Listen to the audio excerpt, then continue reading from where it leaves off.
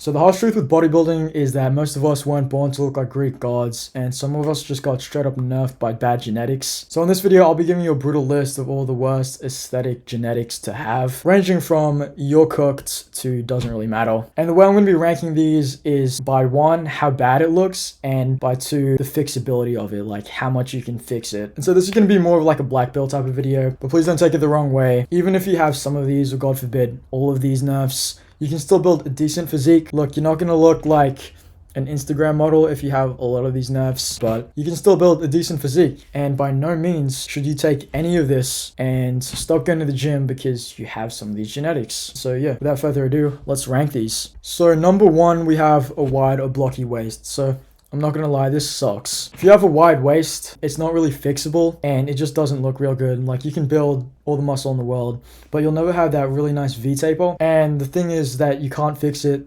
unless you get surgery or something. You'll never have that freaking David Lade influencer type of look, but it can kind of range. If it's like really bad, like this guy, no hate to this guy, but that's a really blocky waist. If it's like that, then that sucks. But if it's just like a little bit chunky, then you can kind of train your way out of it by getting some wider shoulders. Yeah, it just really isn't aesthetic. And you're not going to see too many fitness influencers having like this type of physique. So for that reason, I'm going to put it in you're cooked. If it's really bad, you're cooked. If it's not too bad, it just kind of sucks. So number 2 is narrow clavicles. So this one's kind of cooked as well, and for the same reason, it nerfs your V-taper. And we all know that a V-taper is the most important aspect to an aesthetic physique. So yeah, if you have narrow clavicles, no matter how much you build your shoulders, you're just not going to have those wide clavicles that you see on fitness models. Like, no matter how much this guy builds his shoulders, he'll never have that wide aesthetic look. So me personally, I was pretty blessed with pretty wide clavicles. So yeah, if I had this, that would really suck. So I'll just put this in major nerf. And the reason it's slightly better than having a wide waist is that you can actually kind of build your way out of it by getting wider shoulders, whereas with a wide waist, you can't really train your way out of a wide waist. So it's not as bad, but it's still pretty cooked. So next up is bad chest insertion. So I feel for the people that have these. If you have a really wide gap in between your chest, it can really hurt your aesthetics. You can have like the best physique in the world, but if you have like a bad chest insertion, that's the only thing people look at. They just see that and it's like, what is going on there? Especially this guy, like, no hate to him, but this is probably the worst chest genetics I've seen. And it just sucks, bro. Like, no matter how much you build your chest, you're just not going to have that full rounded look that you see on all these guys on Instagram. But the thing is, as long as you're wearing a shirt, which is most of the time, people won't really see it. And you can still build the size of it. It's just that you have this unaesthetic gap in between. So yeah, for that reason, I'll put it at that sucks, bro. Because yeah, when you take off your shirt, and especially if you get really lean, it gets pretty noticeable. So I just say maybe stay at a higher body fat so it kind of hides that really big gap. So number 4, we have short bicep insertions. So this one isn't too bad because most of the time you're not going to be flexing your biceps. So it only really looks cooked when you flex, but it still kind of sucks. It doesn't look great. Like, imagine training your biceps for years and it just looks like this when you flex. Like, when people see that, they're not thinking, oh my gosh, amazing arms. They're looking at that like, what the hell is even that? But it still looks better than having stick arms, so by all means, just keep training your biceps if you have this. And it's not too bad, right? It's only really noticeable when you flex, and that's going to be like 1% of the time. So for that reason, I'm going to put it in not that bad. And it's pretty rare to have it this bad. Like, most people with short bicep insertions have it a little bit longer, and it has a little bit better shape. So yeah, it's not that bad. But if it looks like this, then I put it in that sucks, because that really sucks if it looks like that. So number 5, high calf insertions. So this is going to affect a lot of basketball people. But yeah, having high calf insertions means, like, no matter how much you build your calves, you'll never be able to fill that in. Like, if this guy tripled the size of his calves, they would literally just go this way. They would just get wider, and he can just never fill that in because that's just all tendon. It is better for athletics though, because having that longer tendon means you're more explosive, but I think it just looks kind of cooked. So if you do have this, just wear sweatpants.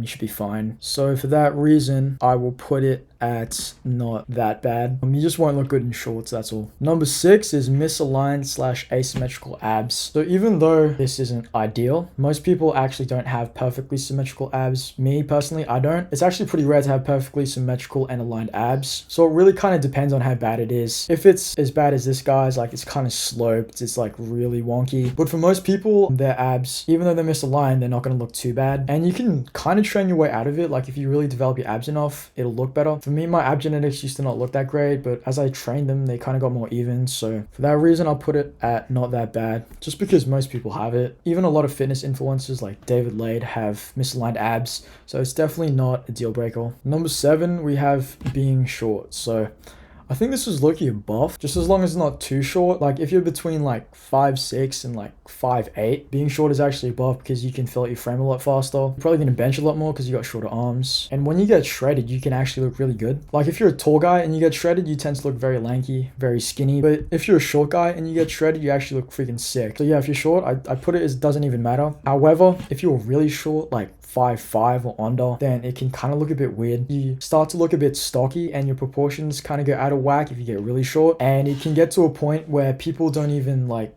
acknowledge your physique. They literally just say you're short. Like I've seen these guys on Instagram that have incredible physiques. Like there was this 15-year-old with an incredible physique, but he was 5'4", and literally none of the comments were positive. They were all just clowning him for being short, even though he had an amazing physique. So yeah, it can get to a point where it can definitely nerf, but I'd say between 5'6" and 5'8" is probably the sweet spot for being short. So if you're in between there, then I'd put it as doesn't matter. Number 8 is being very tall. So I'm talking like 6'5" or up. You're gonna have very long limbs, a very long frame to fill out, and it's just gonna take longer. But once you do fill it out, you look insane. Yeah, I'd say the only other nerf is that if you get shredded, you're going to look super lanky and super skinny. So if you're tall, just try to get as big as possible and try to fill out your frame. But ultimately, it'll pay off. Being tall and jacked is just like an unmatched look. So for that reason, I'll put it in not that bad, just because it takes a little bit longer and you won't look as big and full as a shorter guy. Number 9 is a high lat insertion. So most people will say that this is enough, but I actually think it's kind of aesthetic. Like you see these two guys, the one on the left has a low lat insertion and the one on the right has a high lat insertion. Even though the guy on the left has like a fuller back, the guy on the right, in my opinion, just looks more aesthetic because he has like that small waist taper, and those high lats means he has like a kind of Y frame, you can see, and the guy on the left has like a V frame. And in my opinion, the Y frame just looks more aesthetic. So if you have highlight insertions, it doesn't even matter. In fact, I'd say some people like it. So for that reason, I'll put it in doesn't matter. Number 10 is high quad insertions. So I don't see many people talking about this, but it's kind of cooked because you can build your quads all you want, but unless you roll your shorts up like really short, then you can't actually see this part of your quad. You can see the difference between high quad insertions and low quad insertions. His outer quad starts here and his outer quad starts a couple inches above the knee. And that means if he has his shorts rolled down, it looks like he doesn't even hit legs. And that kind of sucks because you could squat like 500, but if all your muscles up here, then it's just hidden by your shorts. Whereas this guy, if he's wearing shorts that are above the knees, then you can very clearly see that he hits legs. So yeah, if you do have high quad insertions, then just maybe wear sweatpants or just really short shorts, but it can get to a point where you kind of look zesty. So for that reason, I put it that sucks. So number 11, fast metabolism. And a lot of guys will complain about this, like they say it's a huge nerf and that no matter how much they eat, they just can't gain weight. But in my opinion, as a former hard gainer, I'd say fast metabolism is actually a buff, because once you do build that muscle, you can stay lean year round, and that's like such an advantage. It might take just a little bit longer to put on mass, but I take that over having to watch my diet all the time just to have abs. Like I've been bulking for the past year and I still have abs just because I have a fast metabolism. Yeah, so I'd say it's actually an advantage. Like you see all these influencers, most of them have fast metabolisms, and that's why they're able to stay lean year round. And so I'll put it at doesn't even matter, because fast metabolism basically just means your body has a lower body fat set point. So everyone has like a body fat that they're comfortable at, and people with fast metabolism just have a lower body fat that their body's comfortable at. But a guy with a slow metabolism, it's not sustainable for him to be that lean year round. So fast metabolism is actually goated. So you should see it as a buff, not a nerf. Next we have slow metabolism. So this kind of sucks. Obviously, you can work your way out of it. Like you can see Will Tennyson here made a crazy transformation, but it's just extra work. Like if you have a fast metabolism, you don't even have to try to get lean. Whereas if you have a slow metabolism, then you gotta burn the fat and build the muscle. Like everyone says that a fast metabolism is worse because it's easier to destroy a building, cut, than to build one, bulk. But that's not how it works. If you're fat, you have to destroy the building and then build it, rather than the skinnier guy who has to build the building without having to destroy anything. The only positive of having a slow metabolism is that you probably have a bit more mass underneath, so you can build muscle maybe a little bit faster. But honestly, it kind of sucks because you actually have to try to get lean, and so you have to diet just to see your abs. If you want to get leaner than that, then it's very unsustainable. And so for that reason, I'll put slow metabolism at that sucks. So number 13 is a sunken chest, and the medical term for this is pectus excavatum, and it really depends on how bad this is. Me personally, I actually suffer from this. My chest is kind of indented, and before I started going to the gym and before I built up my chesticles, it was really noticeable. Like, people would point it out all the time. But if it's not that bad and you build your chest, then no one can really notice. Like, I know some influencers with this, like Hussein, people don't even notice that he has pectus just because he has such a well-developed chest. It really depends on how bad it is. If it's as bad as this guy's, then it can kind of be hard to build yourself out of it, and it's most likely permanently noticeable. But if it's just a little indent, then you can definitely work your way around it. And so for that reason, I'll put it at not that bad. So number 14 is long arms. So if you have really long arms like this guy, it can look a little bit weird, but most people won't have that. If you just have longish arms, then it's not even that bad. Your bench probably won't be ideal, but your deadlift will be really good, and it'll be harder to fill out your arms. So yeah, it just depends how long they are. If they're super long like this guy's, it can just look uncanny, but if it's just decently long, then it's not as bad as having short little T-Rex arms. That definitely looks bad. So for that reason, I'll put it at not that bad. Number 15 is gyno. If you don't know what gyno is, it's basically when you start developing breast tissue like a woman on your nipples. So you just have puffy nipples like this, and yeah, it honestly just looks like it's staring at me, bro. Like, if you build up your chest but you have gyno, it just looks like you got boobs, man. You can get surgery for it, or you can try to kind of like fix it because it is a hormonal issue. But if it's really bad, it looks pretty cooked. I mean, even with a shirt on, it can kind of poke through the shirt, which is not a good look at all. And so for that reason, if it's really bad, I'll put it at that sucks, bro. So number 16 is small wrists. And for some reason, everyone thinks this is a big deal. Like, apparently if you have small wrists and small ankles, then it determines how much muscle size you can put on. And yeah, it might be a rough indicator, but that's definitely not a major factor to consider. If you have small wrists, yeah, you might have a smaller frame, but it probably means you also have, you know, a smaller waist.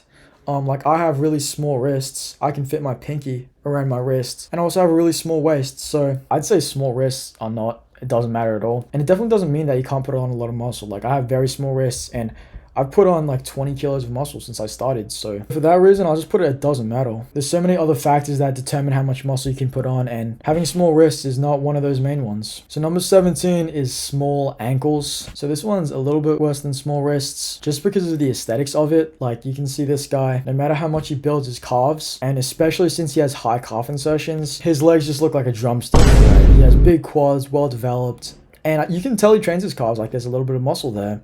But those small ankles combined with the high calf insertions just doesn't look good. Most people won't have ankles this small, but yeah, if you have it as bad as this, then that's kind of cooked. Honestly, if it's this bad, just wear sweatpants. And so for that reason, I'll put it at that sucks, bro. Just because wearing shorts, it'll just be an odd look. So number 18 is being bald or having a big old forehead. And I know this is a bodybuilding video, but aesthetics is kind of just your whole look in general. So if you're bald or balding, yeah, it's gonna hurt your aesthetics. Like, you don't usually see these guys on Instagram or fitness models being bald. The thing with the fitness industry, it's like 50% body and 50% face. You see this with guys like David Lade, Alex Eubank.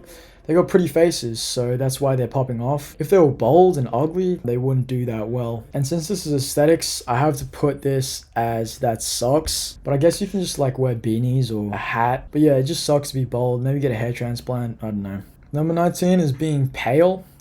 And it's not that bad, but if you're one of those guys that are just super white and no matter how much you're in the sun, you just can't tan, it can definitely hurt your aesthetics. Like, having a tan can make you look like 5 times better. That's why you see all these bodybuilders, when they go on stage, they have a tan, because it increases like the definition and just the aesthetics. Bro, how many times have I said aesthetics in this video? But yeah, if you're pale, it's not too bad. You can still build an awesome physique, but I'll pull up like pictures of like the differences of guys before and after they get a tan. Like David Lade, when he doesn't have a tan, he's like pale. He looks good, but when he does have a tan, he just looks like an absolute mogger, bro. So if you are super pale, then maybe you can get a spray tan. I don't know. I'll put it at not that bad, since you can usually fix it with like maybe a spray tan, but yeah, that's the end of it. So yeah, being aesthetic depends a lot on your genetics. Like, you might not be blessed with, you know, the best structure, the best muscle bellies. But that's okay. As I said at the start, most of us aren't trying to be fitness models. We just want to look good. We want to get jacked. But with that being said, you can always make improvements to your physique.